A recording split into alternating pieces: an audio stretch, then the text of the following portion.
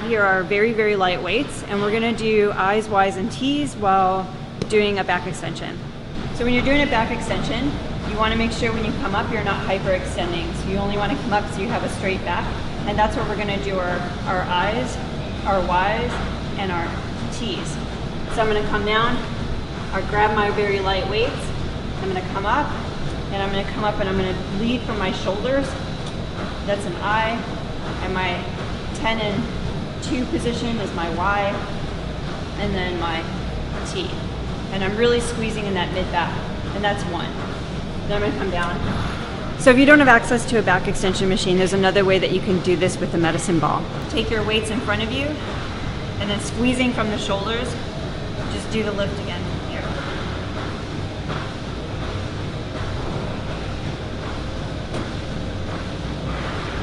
Flipping.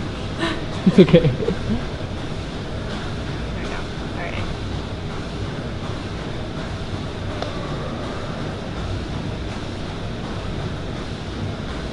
So one of the antagonist muscles that we actually use a lot in climbing is our tricep muscles. We're focused so much on pulling that our biceps tend to get really strong really fast, and maybe our triceps can be neglected.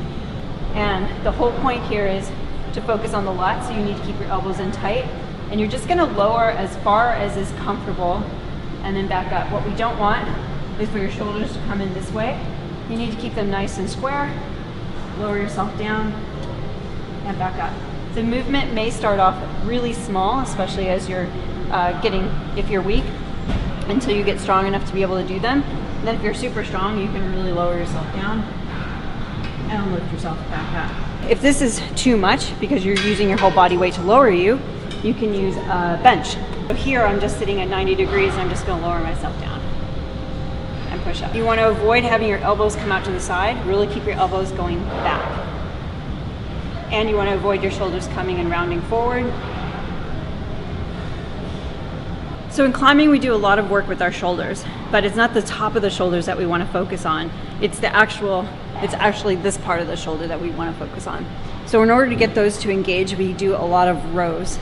In my circuit, we have several different ways that you can address a row. I learned this similar exercise when I was training in Europe at the Gimme Craft Cafe with Dickie Corp.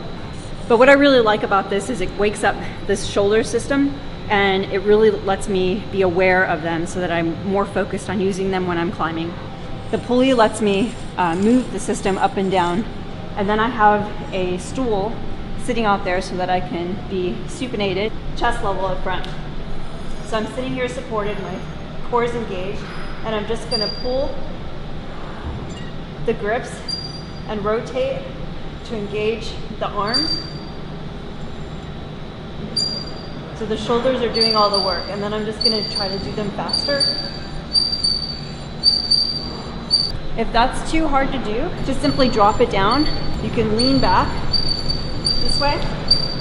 The next part that you can do with these, same idea, but this time I'm gonna do a row.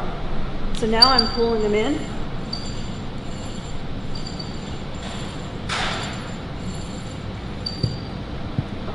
And you want to work your way to making them faster. So again, an easier variation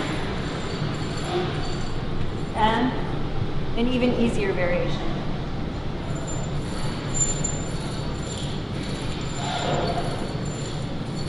Now another way to get the rows engaged, you take a ring, very positive hold, and you can do one arm rows or on the side, and you would pull them down and reach as far as you can, kind of blasting upwards. So pulling it in and blasting up. Not pushing with the feet to get up, really pulling from the shoulder. If that's too hard, walk it back.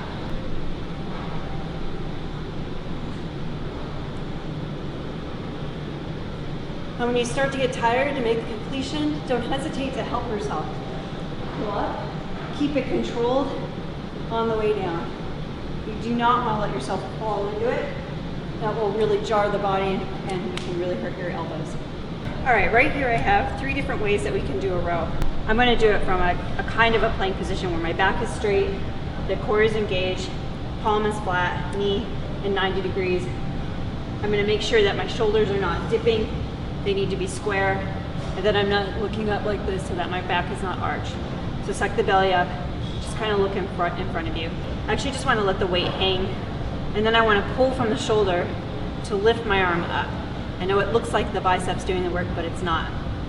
There's some bicep engagement, but I want the whole initiation of the movement to come from the mid-back and the shoulder back. Now the reason I like a plate is I can actually do a little bit of finger training. So I just leave the weight hanging on my fingers in that open hand position. I can feel the stretch down the back and the extensors. And I'm just gonna lift again. You're gonna stay tight into the body, don't let them come out. And then just up until your arms are back as high as they can go without your elbows moving. And then you're just gonna lower them back down, flick the wrists at the bottom of the motion, and then back up, and that's one. You really don't wanna push the weights on this. Right now, especially when you're starting, you need to go for good form. So making sure that your body is staying in one position. If you're starting to do this, that's too much weight. So it's really, everything needs to come from the triceps. So here, pulling it down, flick the wrist out, back up. So start super light, work your way up. If you're getting 12 to 15 pretty easily with no fatigue, then you can increase the weights.